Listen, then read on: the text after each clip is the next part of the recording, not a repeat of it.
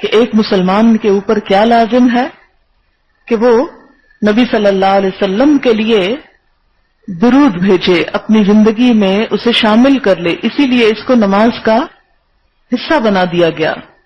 پیچھے بات ہوئی تھی نا کہ ما کان لکم ان تؤذوا رسول اللہ، تمہارے لیے جائز نہیں کہ رسول اللہ کو اذیت دو، بلکہ تمہارے لیے الٹا کیا لازم ہے کہ تم کیا کرو، صلو علیہ وسلموا تسلیما. یصلون کا مطلب جو ہے ابن عباس کہتے ہیں کہ یبرکون، برکت کی دعا کرتے ہیں، آپ پر برکت کی دعا کرو. اسی لیے ہم کہتے ہیں نا اللہ بارک علی محمد. بہرحال حدیث میں آتا ہے، بخاری کی حدیث ہے کہ تم میں سے کوئی شخص جب تک اپنی نماز کی جگہ پر جہاں اس نے نماز پڑھی ہے بیٹھا رہے اور اس کا وضو نہ ٹوٹے، تب تک فرشتے اس پہ درود بھیجتے رہتے ہیں، یعنی عام انسانوں پر بھی، اور یوں کہتے ہیں یا اللہ اس کو بخش دے، اس پر رحم فرما. تو فرشتے جب دعائے رحمت کرتے ہیں تو وہ دراصل اللہ تعالیٰ سے کیا کہتے ہیں کہ یا اللہ ان پر رحم فرما، ان کے درجات بلند فرما. پھر اسی طرح یہ ہے کہ ان ابی ہریرہ رضی اللہ عنہ ان رسول اللہ صلی اللہ علیہ وسلم قال من صلی علی واحدۃ صلی اللہ علیہ عشرا. حضرت ابو ہریرہ سے روایت ہے کہ نبی صلی اللہ علیہ وسلم نے فرمایا جس نے مجھ پر ایک مرتبہ درود بھیجا اللہ تعالیٰ اس پر 10 رحمتیں نازل فرمائے گا. یہ صحیح مسلم کی روایت ہے. اسی طرح ایک اور حدیث میں آتا ہے، حضرت عبداللہ بن ابو طلحہ کہتے ہیں اپنے والد سے روایت کرتے ہوئے کہ ایک روز اللہ کے رسول صلی اللہ علیہ وسلم تشریف لائے، آپ کا چہرہ مبارک خوشی سے تمتما رہا تھا. ہم نے عرض کیا آج آپ کے چہرے پر مسرت کے آثار دیکھ رہے ہیں. آپ نے فرمایا میرے پاس جبریل تشریف لائے اور بشارت دی کہ اللہ تعالیٰ فرماتا ہے کیا آپ کے لیے یہ بات خوشی کا باعث نہیں کہ آپ کا جو امتی آپ پر ایک مرتبہ درود بھیجے میں اس پر 10 رحمتیں نازل کروں، اور جو امتی ایک مرتبہ آپ کو سلام کہے میں اس کو 10 مرتبہ سلام کہوں. کوئی بھی دعا جب آپ کرتے ہیں اور کوئی ذکر کرتے ہیں تو اس کا اتنا اجر نہیں جتنا درود شریف کا ہے. ایک اور روایت ہے جس نے مجھ پر ایک مرتبہ درود پڑھا اللہ تعالیٰ اس کے حصے میں 10 نیکیاں لکھ دیتے ہیں. ایک اور حدیث میں جو میرے اوپر ایک بار درود بھیجے گا اللہ اس پر 10 رحمتیں بھیجیں گے، 10 گناہ معاف کریں گے، 10 درجے بلند فرمائیں گے.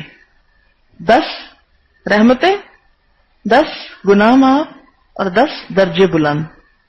10 سٹیپس اوپر ہو گئے آپ. پھر اسی طرح ایک حدیث ہے 10 مرتبہ صبح 10 مرتبہ شام درود پڑھنا آپ صلی اللہ علیہ وسلم کی شفاعت حاصل کرنے کا ذریعہ ہے. یہ حدیث جو ہے یہ طبرانی کی ہے. پھر اسی طرح ایک اور حدیث میں آتا ہے حضرت عبداللہ بن مسعود کہتے ہیں کہ رسول اللہ صلی اللہ علیہ وسلم نے فرمایا قیامت کے دن میرے سب سے زیادہ نزدیک وہ لوگ ہوں گے جو مجھ پر زیادہ سے زیادہ درود بھیجتے ہیں. اسی طرح ایک اور حدیث ہے کہ نبی صلی اللہ علیہ وسلم ایک روز گھر سے نکلے اور کھجوروں کے باغ میں داخل ہوئے. آپ نے بہت لمبا سجدہ کیا حتیٰ کہ مجھے اندیشہ ہوا کہ کہیں اللہ نے آپ کی روح قبض نہ کر لی، اتنی دیر لگا دی. حضرت عبد الرحمن بن عوف کہتے ہیں کہ میں رسول اللہ صلی اللہ علیہ وسلم کی طرف ہی دیکھ رہا تھا کہ آپ نے سر اٹھایا اور فرمایا کیا بات ہے. میں نے بات بتائی تو آپ نے ارشاد فرمایا کہ جبریل علیہ السلام نے مجھ سے کہا اے محمد صلی اللہ علیہ وسلم کیا میں آپ کو ایک بشارت نہ دوں؟ اللہ تعالیٰ فرماتے ہیں جو شخص آپ پر درود بھیجے گا میں بھی اس پر رحمت نازل کروں گا، جو آپ پر سلام بھیجے گا میں بھی اس پر سلام بھیجوں گا. امت کا درود اور سلام حضور صلی اللہ علیہ وسلم تک پہنچایا جاتا ہے. وہ کیسے؟ اس کے بارے میں نسائی کی روایت ہے حضرت عبداللہ بن مسعود کہتے ہیں آپ صلی اللہ علیہ وسلم نے فرمایا بے شک اللہ سبحانہ وتعالی کے فرشتے زمین میں پھرتے رہتے ہیں اور میری امت کا سلام مجھے پہنچاتے ہیں. یعنی ہماری ڈائریکٹ آواز نہیں آپ سنتے، فرشتے آپ کو پہنچاتے ہیں. نبی صلی اللہ علیہ وسلم نے فرمایا میری قبر کو میلہ نہ بناؤ اور نہ ہی اپنے گھروں کو قبرستان بناؤ، تم جہاں کہیں بھی ہو مجھ پر درود بھیجتے رہو، تمہارا درود مجھے پہنچا دیا جاتا ہے۔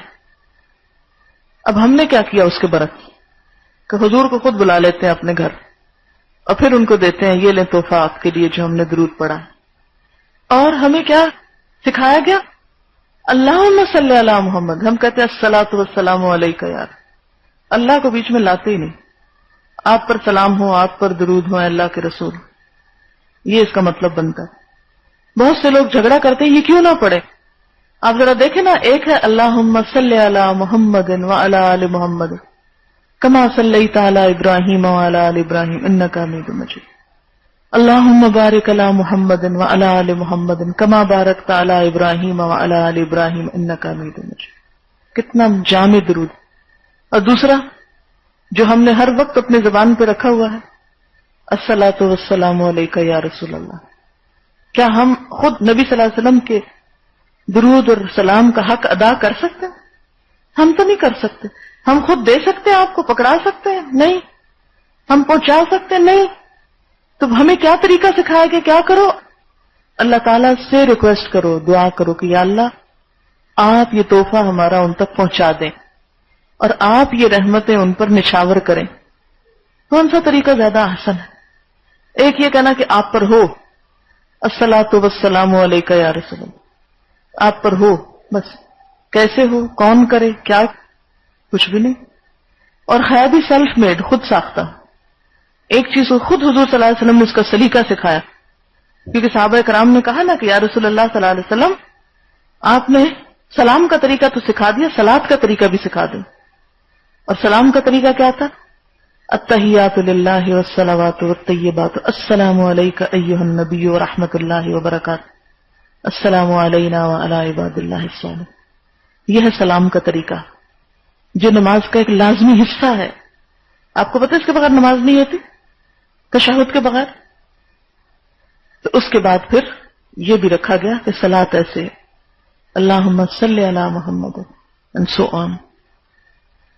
بہرحال پھر بات یہ ہے کہ درود شریف جنک دعا کی قبولیت کا ذریعہ بنتا ہے۔ جب ہم دعا کے شروع میں پڑھتے ہیں تو اس سے دعا قبول ہوتی ہے۔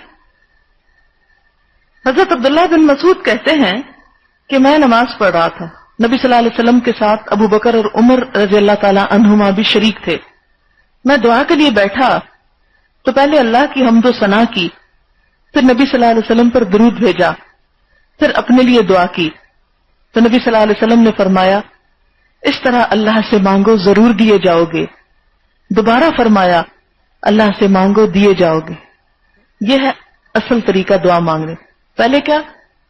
جیسے آپ کی مصنون دعاؤں کے شروع میں سبحان اللہ و بحمدہ عدد خلقہ، اور اس کے بعد تھوڑا سا درود شریف، پھر اس کے بعد دعا۔ اس سے کیا ہوتا ہے؟ دعا حمد و ثنا اور درود سے کوٹ ہو جاتی، لپیٹ دی جاتی، ایک ایسی سٹیمپ لگ جاتی کہ جو ڈائریکٹ پہنچتی ہے، پھر راستے میں وہ خط بے رنگ نہیں ہوتا، کیونکہ اللہ تعالیٰ درود شریف تو نہیں ہٹائیں گے اس سے، اس کے ساتھ چپک گئی نا، لگ گئی۔ درود شریف رد نہیں ہوتا، اور پھر 10 رحمتیں بھی آتی ہیں۔ جب آپ نے پہلے درود شریف پڑھ لیا تو آپ نے کیا کیا؟ محفوظ کر لی دعا۔ اب وہ قبول ہوگا تو ساتھ آپ کی دعا بھی قبول ہو جائے گی۔ آپ نے ایک ایسا ذریعہ اختیار کیا کہ جس سے اس کی قبولیت میں مشکل نہ ہوگی۔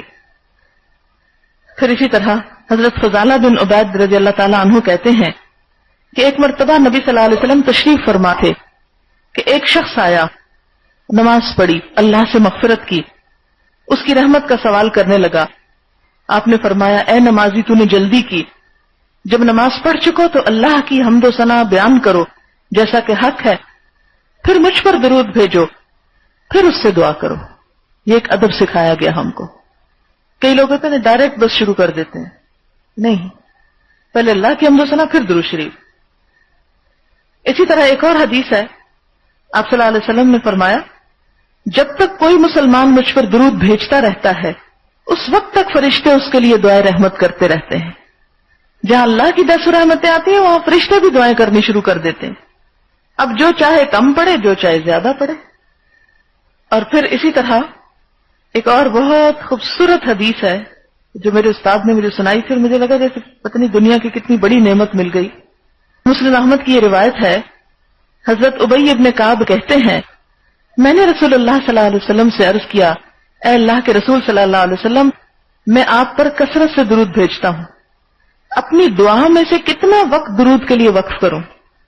یعنی جب میں دعا مانگتا ہوں کتنا وقت درود شریف میں لگاؤں؟ آپ نے فرمایا جتنا تو چاہے. میں نے عرض کیا 1/4 ایک چوتھائی؟ آپ نے فرمایا جتنا تو چاہے لیکن اس سے زیادہ کرے تو تیرے لیے اچھا ہے. میں نے عرض کیا آدھا وقت؟ آپ نے فرمایا جتنا تو چاہے لیکن اگر تو اس سے زیادہ کرے تو تیرے لیے اچھا ہے. میں نے کہا 2/3.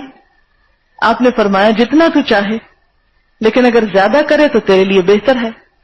میں نے عرض کیا اپنی ساری دعا کا وقت درود کے لیے مقرر کرتا ہوں. اس پر رسول اللہ صلی اللہ علیہ وسلم نے فرمایا یہ تیرے سارے دکھوں اور غموں کے لیے کافی ہوگا اور تیرے گناہوں کی بخشش کا باعث ہوگا. خصوصاً اس وقت جب کوئی ڈپریشن کی کیفیت ہوتی ہے تو سمجھ نہیں آتی کیا دعا کریں کیا نہ کریں, کیا مانگے کیا نہ مانگے. کوئی چیز گم ہو جاتی ہے, کوئی بری خبر آپ سن بیٹھتے ہیں, کوئی آپ کو ستانے لگتا ہے, کوئی چیز ہو, غصہ آ جائے, فوراً درود شریف پڑھنا شروع کر دیں. سب غموں کا حل ہے. 10 رحمتیں جو آنے لگ جائیں گی. ہم کیوں نہیں پڑھتا اتنا لمبا ہے کون پڑھے؟ اور کچھ نہیں, زیادہ ہی دل ڈوبا ہوا پریشانی میں تو صلی اللہ علیہ وسلم صلی اللہ علیہ وسلم صلی اللہ علیہ یہی پڑھنا شروع کر دیں. اور یہ تو تھا نا درود بھیجنے والے کی فضیلت, اور نہ جو پڑھے اس کی کیا شامت.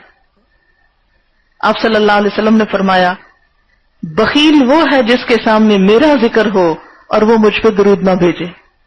سب سے زیادہ بخیل ہے وہ انسان, اسے بخیل کہا گیا. ایک اور روایت میں آتا ہے لوگوں میں سے بخیل ترین آدمی وہ ہے جس کے سامنے میرا نام لیا جائے اور وہ میرے اوپر درود نہ بھیجے. حضرت ابو ہریرہ رضی اللہ تعالیٰ عنہ کہتے ہیں کہ آپ نے فرمایا رسوا ہوا وہ آدمی جس کے سامنے میرا نام لیا جائے, ذلیل ہوا وہ آدمی, رغم انف رجل کے لفظ آتے ہیں عربی میں, کہ جس کے سامنے میرا نام لیا جائے اور وہ درود نہ پڑے, وہ ذلیل ہوا. رسوا ہوا وہ آدمی جس نے رمضان کا مہینہ پایا اور اپنے گناہ نہ بخشوا سکا. رسوا ہوا وہ آدمی جس کے ماں باپ بڑھاپے کو پہنچے اور وہ ان کی خدمت کر کے جنت میں نہ داخل ہوا. ان تینوں کے لیے رسوائی کی بات کی گئی. اور یہ بات آپ نے اس وقت فرمائی تھی جب آپ ممبر پہ تشریف لے جا رہے تھے اور ہر سیڑھی پہ آمین آمین آمین کہا. جبریل نے دعا کی اور آپ نے آمین کہی, تو قبول کرنے والا پھر کون ہے؟ اللہ. کتنی بڑی بات ہے.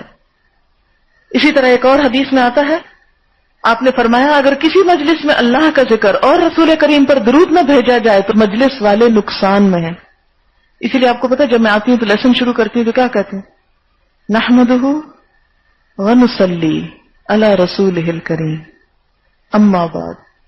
یعنی اس کے بعد ہے باقی سب باتیں, سب سے پہلے یہ بات. تو اس کو یہ نہ سمجھے کہ یہ میری عادت ہے تو یہ میری عادت ہے, نہیں, یہ ایک مجلس کی ضرورت ہے. شاید باقی مجلس میں ہم کوئی ایسی بات نہ کر پائیں اور ہماری مجلس اس کے بغیر ہی ختم ہو جائے. یہ سب سے مختصر حمد و ثنا اور درود ہے. نحمدہ اس کی حمد کر, ونصلی علی رسولہ الکریم. کتنا چھوٹا, 2 لفظ ہیں, بہت جامع. اور ایسے لگتا ہے نا جب میں اس کو پڑھتی ہوں خود اپنے محسوس کر جیسے میرا راستہ کھل گیا, دروازہ کھول دیا میں نے. میری اپنی یہ فیلنگ ہوتی اب میرے لیے آسانی ہو گئی, اب میں آرام سے آگے بڑھ جاؤں گی. اور یہی وجہ کہ آپ دیکھیں کہ مسلمانوں کی کوئی کتاب ان الفاظ کے بغیر نہیں ہوتی. شروع کرتے ہیں اسی سے شروع کرتے ہیں. پھر اسی طرح خطبے, تقاریر, ان سب چیزوں میں ایک مسلمانوں کی روایت رہی. آج ماڈرنزم کے چکر میں ہم یہ روایات بھول چکے اور اس کو ہم نے صرف مولویوں کا کام سمجھ لیا. ہمیں ان سنتوں کو ریوائیو کرنا ہے. مجھے سخت تکلیف, سخت خوف, سخت کرب ہوتا ہے, دکھ ہوتا ہے جب میری کوئی اسٹوڈنٹ بسم اللہ کے بغیر, اعوذ باللہ کے بغیر, حمد و ثنا کے بغیر بات شروع کر دیتی. کہتی ہیں کوئی خیر نہیں اس کی بات میں, یہ کسی نتیجے پہ نہیں پہنچے گی. اور ایسے ہی ہوتا ہے, بے برکتی ہو جاتی ہے نا. تو اس لیے کبھی شرمائے مت کسی سے, کہ کوئی کیا کہے گا، لو یہ بھی مولوی بن گئی، جو مرضی کسی کا کہتی رہے۔ حضرت عبداللہ بن عباس رضی اللہ تعالیٰ عنہ کہتے ہیں کہ نبی صلی اللہ علیہ وسلم نے فرمایا جو مجھ پر درود پڑھنا بھول گیا اس نے جنت کا راستہ کھو دیا۔ اچھا یاد رکھیں، جتنی احادیث میں آپ کو بتا رہی ہوں ان میں سے کوئی ضعیف نہیں ہے، یہ سب احادیث صحیح ہیں، کیونکہ جس کتاب کو میں نے انتخاب کیا انہوں نے صحیح احادیث کے انتخاب سے یہ بات کی۔ حضرت ابو ہریرہ رضی اللہ تعالیٰ عنہ کہتے ہیں کہ نبی صلی اللہ علیہ وسلم نے فرمایا جس مجلس میں لوگ اللہ کا ذکر نہ کریں، نبی صلی اللہ علیہ وسلم پر درود نہ بھیجیں، وہ مجلس قیامت کے دن ان لوگوں کے لیے باعث حسرت ہوگی، خواہ وہ نیک اعمال کے بدلے جنت ہی میں چلے جائیں، پھر بھی اس مجلس میں بیٹھ کے پریشان ہوگے کہ کیوں نہ کیا۔ اچھا آپ دیکھیں کہ آپ کی جیب بھری ہو پیسوں سے نا، وہ جو گم ہوتے ہیں نا، جو کھو جاتے ہیں نا، ان کا غم لگا رہتا ہے، وہ کیوں کھوئے؟ سب کے ساتھ نہیں ہو سکتا، لیکن عموماً جو لوگ پریشانی کا اظہار کرتے ہیں تو وہ ایک بے چینی ہوتی ہے نا۔ اچھا چلے 100 باتیں آپ بولے، ایک جو بھول جائے نا بولتے بولتے، کیا ہوتا ہے اس پہ؟ وہ جو میں سوچ رہی تھی نا وہ کدھر ہے بات، پہلے وہ ملے تو پھر میں آگے چلوں، ایک حسرت، ایک پریشانی لاحق ہو جاتی ہے، اگلی بات انسان کو یاد ہی نہیں، جو کر سکتے وہ کرتے ہی نہیں، کہ جو بھول گئی جانے تو اس کا اگلی کرو نہیں، پہلے بتاؤ میں پیچھے کیا کہہ رہی تھی، اس سے پیچھے میں نے کیا بات کی تھی، مجھے یاد کراؤ تاکہ میں اپنی کنی پکڑوں اور آگے چلوں۔ قیامت کے دن بھی جنت میں بھی جا کے حسرت رہے گی کہ فلانی مجلس میں بیٹھے تھے، کیوں نہ درود و سلام بھیجا، کیوں نہ حمد و ثنا کی۔ اور پھر اسی طرح کے حضرت عمر بن خطاب فرماتے ہیں دعا آسمان و زمین کے درمیان اس وقت تک رکی رہتی ہے جب تک درود نہ بھیجو، معلق رہتی۔ حضرت فاطمہ کہتی ہیں کہ حضور صلی اللہ علیہ وسلم جب مسجد میں داخل ہوتے تو درود شریف اور سلام پڑھتے، بسم اللہ والسلام علی رسول اللہ، اللہم اغفر لی ذنوبی وافتح لی ابواب رحمتک، یعنی آپ اپنے لیے بھی درود اور سلام پڑھتے تھے۔ نماز میں جو درود ہے نا، اس کے اوپر امام شافعی کہتے ہیں کہ فرض ہے، جو نہیں پڑھے گا اس کی نماز ہی نہیں ہوگی، تھوڑا تھوڑا فرق ہے جیسے فقہاء میں۔ امام ابو حنیفہ کہتے ہیں کہ یہ کلمہ شہادت کی طرح ایک دفعہ بھی پڑھ لیا تو کافی ہے، اور بعض کہتے ہیں کہ نہیں واجب ہے، اس کے بغیر نماز مکروہ ہو جاتی۔ کسی نے لکھا ہے کہ دعا ایک پرندہ درود شریف اس کے اوپر جو اس کو اڑا کے لے جاتا ہے، اچھا کمنٹ ہے۔ اب آپ دیکھیں کہ آپ صلی اللہ علیہ وسلم نے صلاۃ کے الفاظ اوروں کے لیے بھی استعمال کیے، جیسے بخاری میں اللہم صلی علی ابی اوفا، آپ صلی اللہ علیہ وسلم کو حکم دیا گیا تھا کہ جو آپ کے پاس صدقہ لے کر آئے آپ اس کے لیے دعا کریں، وصلی علیہم، تو جو بھی آپ کے پاس لے کے آتا تو آپ صلی اللہ علیہ وسلم فرماتے اللہم صلی علیہ یا علیہم، جو بھی صدقہ دے کہ اللہ ان پہ رحمتیں نازل کر۔ پھر اسی طرح یہ ہے کہ حضرت عمر بن عبدالعزیز کے دور میں یہ مقرر کر دیا گیا کہ صلاۃ اب صرف حضور صلی اللہ علیہ وسلم کے لیے، تمام انبیاء کے لیے جیسے علیہ السلام، صحابہ کرام کے لیے رضی اللہ تعالیٰ عنہ، اور صلی اللہ علیہ وسلم کس کے لیے؟ حضور صلی اللہ علیہ وسلم کے لیے، اور اس کے علاوہ رحمت اللہ علیہ عام نیک انسانوں کے لیے، رحمہ اللہ یا رحمت اللہ علیہ جو بھی ہو۔ اور ایک بات یہ ہے کہ یہ جو بات ہے نا، یہ کیوں کہا گیا کما صلیت علی ابراہیم وبارک علی کما بارک، اس میں لوگ بہت حجت بازی کرتے ہیں اور کہتے ہیں کہ جی حضرت ابراہیم کی مثال کیوں دی گئی، کیا اس سے یوں تو نہیں لگتا کہ حضور صلی اللہ علیہ وسلم کی شان کم ہو گئی؟